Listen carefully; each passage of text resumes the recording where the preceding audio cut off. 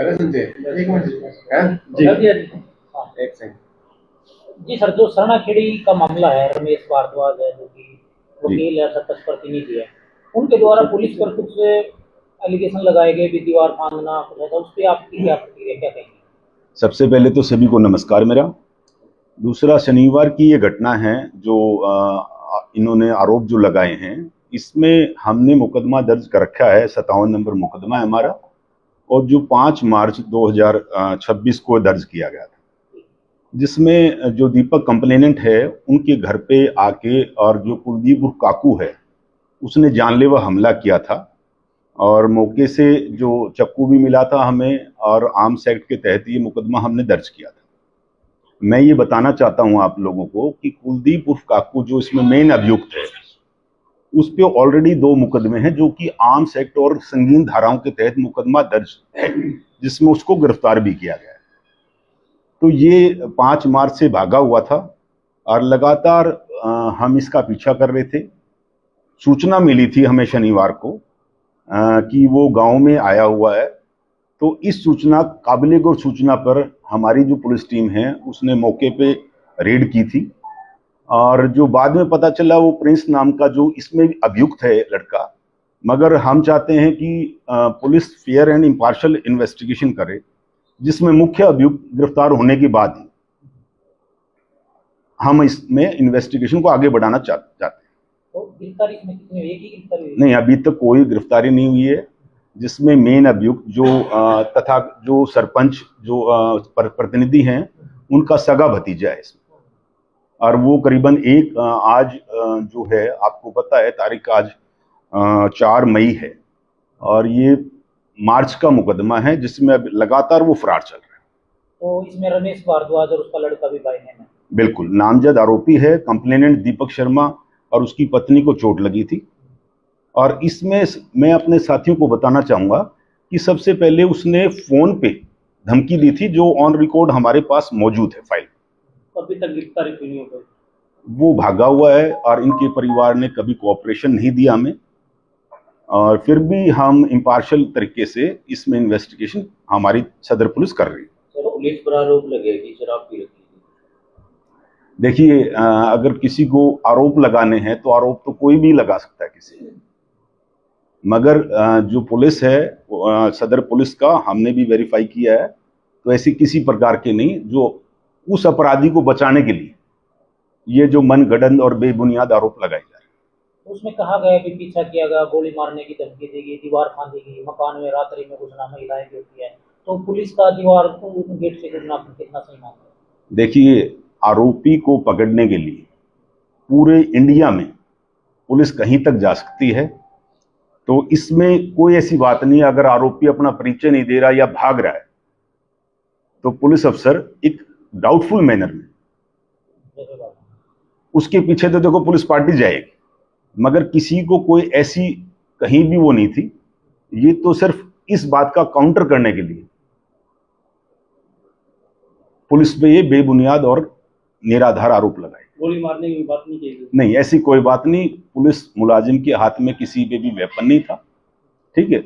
और मैं ये बताना चाहता हूं कि ये जो कुलदीप उर्फ काकू जो मेन अभियुक्त है, इस पे आर्म्स एक्ट के तहत मुकदमे दर्ज हैं, जो यहाँ नहीं, चाहे वो जींद हो, पानीपत हो, इसमें भी ये गिरफ्तार हुआ है जमानत में। कई 2 मुकदमे हैं। मुकदमा नंबर 253 है, ये पीएस सिटी सफीदों का है, और 474/2022 से चांदनी बाग पानीपत में। ये दोनों ही आर्म्स एक्ट के तहत। एक तरफ अधिवक्ता भी उनके साथ में खड़े हो चुके हैं, एक तरफ पुलिस है, तो इसमें तालमेल कैसे बन पाएगा? देखिए, मैं चाहूंगा कि फेयर एंड इम्पार्शियल इन्वेस्टिगेशन की जा रही है।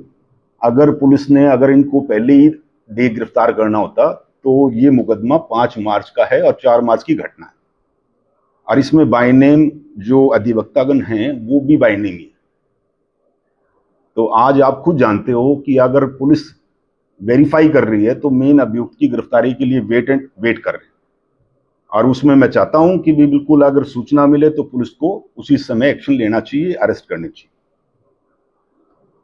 सर, आज एक मीडिया पत्रकार ने जो है बाइट ली थी एसआई चंद्र सिंह किसी मामले को लेकर के, और एसआई चंद्र सिंह ने खुद स्वीकार किया है कि हम जैसे पीछा कर रहे थे, उस दौरान वो कुंडा लगा के अंदर चला गया था। तो फिर हमारा ही एक कांस्टेबल को अंदर भेजा, उसने कुंडा खोला, फिर तब हम एंट्री की और दूसरा कुंडा फिर उसने लगा लिया था। तो जब उन्होंने खुद ही स्वीकार कर लिया है कि हम ऊपर से कूद करके कुंडा खोला फिर एंट्री की, इसके बारे में आपका क्या कहना है?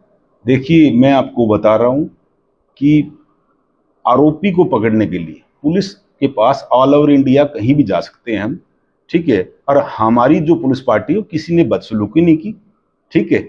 और बाद में जो उनके जो ऑनर थे घर के वो भी निकल के आए हैं और हमने आपको बता दिया, अगर हमने अरेस्ट करने होते तो वेरी फर्स्ट ये बाय नेम, और कंप्लेनेंट तो इनका बिल्कुल बाय नेम आप पढ़ोगे तो ये सारी चीजें उन्होंने तो डायरेक्ट आरोप लगाए हैं सरपंच और सरपंच परिवार के ऊपर, क्योंकि मौके पे मौजूदगी भी है उनकी। सर आप भी कह रहे हैं अभी कुलदीप को अरेस्ट करने के लिए पहुंचे थे और एसआई जो टीम लेके गए थे वो भी कह रहे हैं कुलदीप को अरेस्ट करने के लिए पहुंचे थे, कहीं ना कहीं पुलिस की खमियां मानते हैं कि एग्जैक्ट रिपोर्ट उनके पास नहीं थी।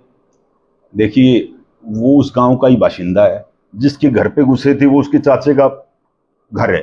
तो अब आप कैसे कह सकते हो कि भी हम पुलिस कहीं और लाइन ऑफ इन्वेस्टिगेशन कर रही थी? इतना भी नहीं है कि अगर भतीजा उसके घर पे नहीं आ सकता।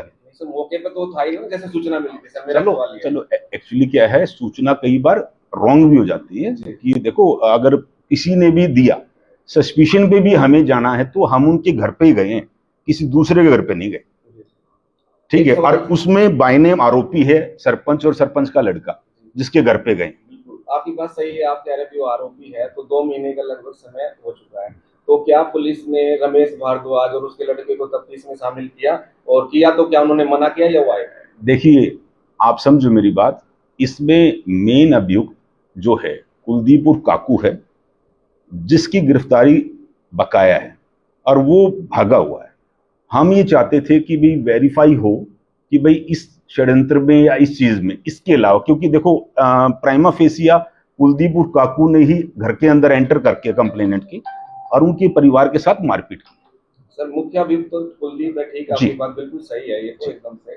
अब नाम जैसे उनका लिखवाया गया है रिपोर्ट के अंदर, तो उस 2 महीने के दौरान उन लोगों को तो कितना दबाव होगा सर, जो वाकई में उस मौके पर नहीं थे, और जबकि उन्होंने उनके खिलाफ भी कंप्लेन दी थी, रमेश भारद्वाज ने वो कंप्लेन 2 बार दे चुके हैं, तो उस पर पुलिस ने क्यों नहीं कार्रवाई की सर? देखिए, पुलिस ने उनको भी ज्वाइन इन्वेस्टिगेशन किया है, मगर एट लास्ट अगर कोई ये चाहे कि भाई मैं इस मुकदमे में मुझे पुलिस इनोसेंट डिक्लेयर करे, तो मेन आरोपी जो कि उनका सगा भतीजा है उसको सामने आना चाहिए। अब ये कह देने से कि भाई वो मेरे हाथ में नहीं है या हमारे परिवार की कोई वो नहीं है, तो ऐसे तो 2-2 महीने बाहर नहीं रह सकता ना कोई भी, मैं और आप भी नहीं रह सकते।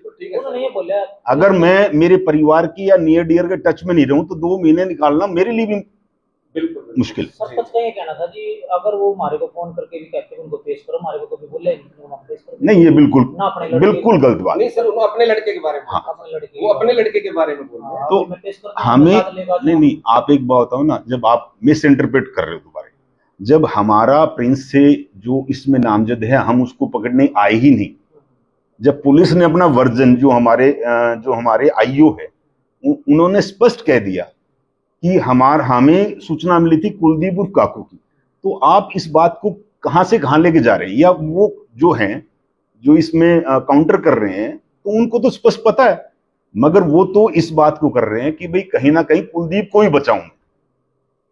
और मैं क्लियर कहना चाहता हूं कि भाई इसमें कुलदीप उर्फ काकू मेन अभियुक्त है और ये मुकदमा आर्म्स एक्ट के तहत दर्ज है और इसमें पुलिस कार्रवाई करे। कब तक गिरफ्तारी हो जाएगी? वो हम लग रहे हैं, जो हमारी पुलिस टीम पहले भी लगी हुई थी और जो हम साइंटिफिक तरीके से लगे, कोशिश करने का कब तक? अब भी लगातार कंप्लेनेंट बार बार कर रहा है, बार बार अभी भी उसको धमकी मिल रही है। अभी रिसेंटली भी 1-2 दिन में उसने मुझे दिया है, उसने वीडियो, आपको मैं एसएचओ साहब आपके पास है ना, एक बार सुनाओ, आपको आपके सामने शेयर भी कर सकेंगे। वो लगातार धमकी दे रहा है उसको, रिश्तेदारों को भी धमकी दी जा रही है, कंप्लेनेंट को दी जा रही है वो कुलदीप उर्फ काकू की तरफ से। तो पुलिस लगातार उसको अरेस्ट करने के लिए भाग रही। लिखा हुआ है, पढ़ दिया। तो सर जैसे आज एक अधिवक्ताओं का प्रतिनिधिमंडल एसपी से मिला है, जांच सौंपी गई है, क्या जांच के लिए आप तैयार हो? दूसरा पक्ष कह रहा है भी सस्पेंड नहीं होंगे, हम हाईकोर्ट में जाएंगे, वर्क सस्पेंड करेंगे। देखिए, वो उनका अधिकार है, और बाकी जो सफीदो पुलिस है उसने अच्छा काम किया और अच्छा काम कर रही है।